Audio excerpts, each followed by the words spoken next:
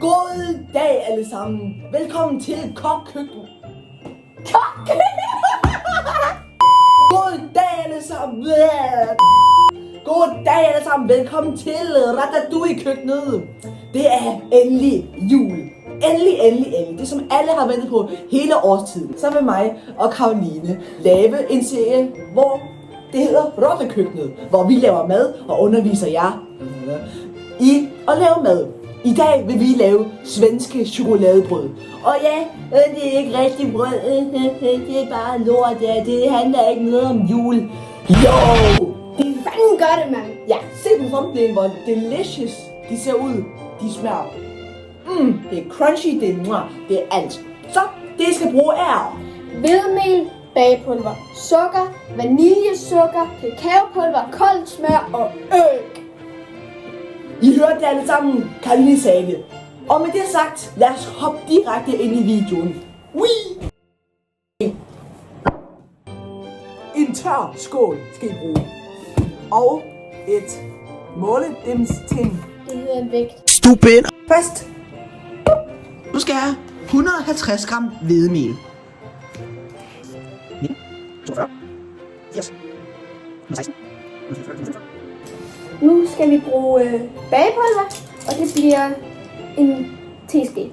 Og en teske, det er basically 5 ml. Så man kan enten bruge en normal teske, hvilket ikke er så efficient, men så kan jeg bruge en, der er 5. Så skal vi have bagepulver.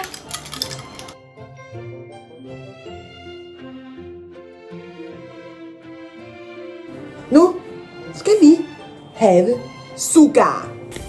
This bad boy. Det skal vi have 100 gram af.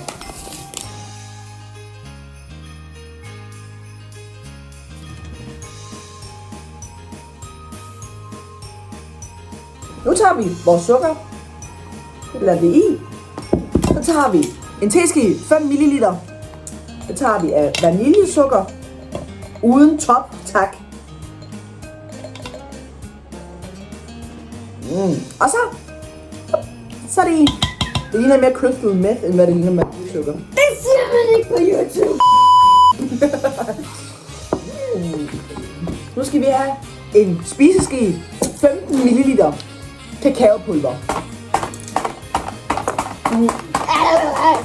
Jeg træner bare.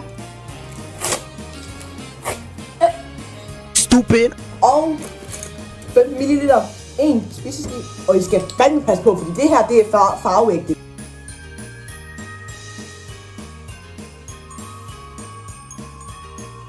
Nu skal I have 100 gram koldt smør.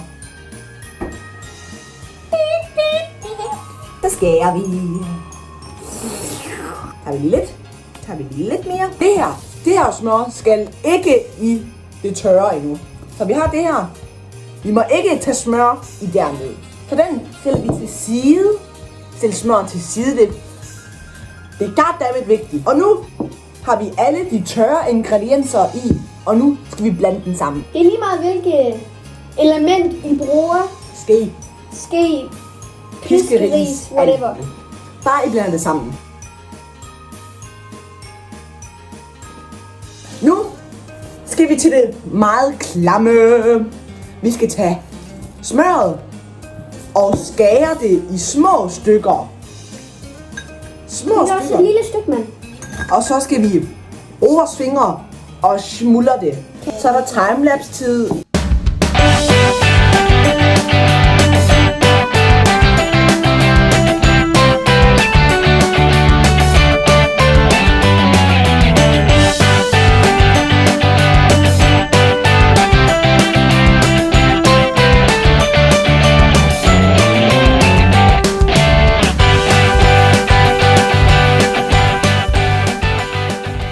Jeres dej cirka skal se ud.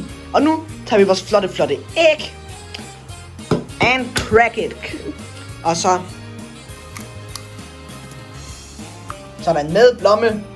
Ikke med skallen. Den skal selvfølgelig bare i skraldespanden. Så nu tager jeg jeres lækre fingre i. Og gør sådan her. Og det er meget vigtigt, at I håndmixer det, fordi det er varmen fra jeres hænder, der gør, at smøret smelter.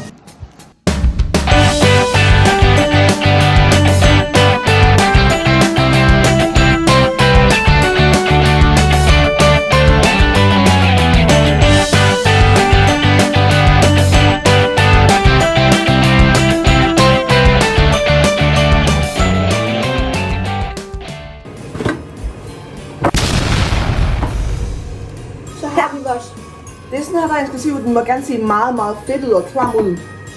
For det er den. Stop, du kan stå på den samme finger i 5 gange. Så man skal fingre hver gang. Så siger vi det. Og så, det skal rulles ud i 2 pølser. ja, 2 pølser.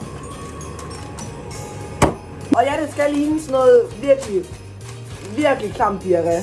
Sådan noget, det er virkelig. Det ligner selv ikke en dej, den er sådan meget, det ligner. Vi får 2 pølser. Det ligner virkelig diarré.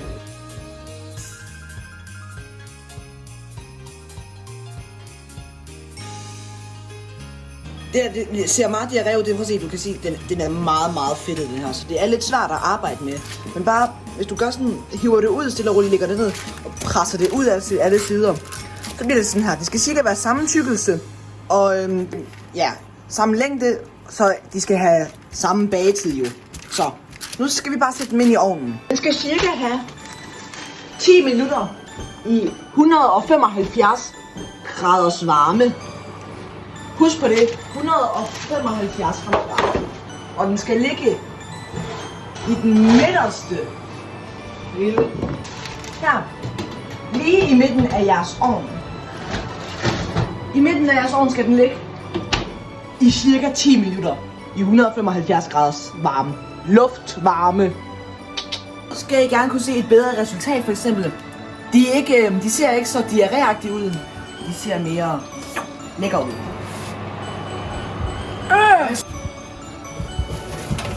Okay. Nu er de her, de er meget bløde og sådan, nej, så siger de har jeg ikke fået nok, de er stadig bløde. I skal lade dem tørre. Ligesom pebernødder. Ja, I skal lade dem tørre, fordi de er bløde lige nu. Men når I lader dem tørre, så bliver de nej. Det gode er, at hvis I bliver meget forvirret, så har jeg lagt et link i den her video på en opskrift, som I kan printe ud. Okay? Det tog mig så 50 år om at lave. Okay. Den har vi stjålet på vores skole. Så lad dem tørre. Jeg drosser noget sukker på nu. Det der står i opskriften, at man skal pensle dem. Ikke hvide. Lad være med at tage det på. Det gør vi heller ikke. Der har vi glemt.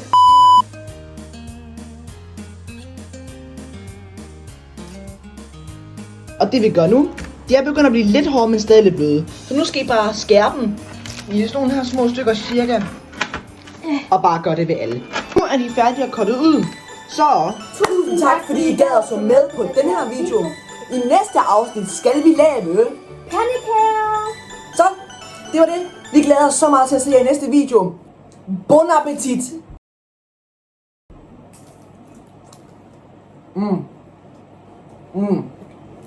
Mega god.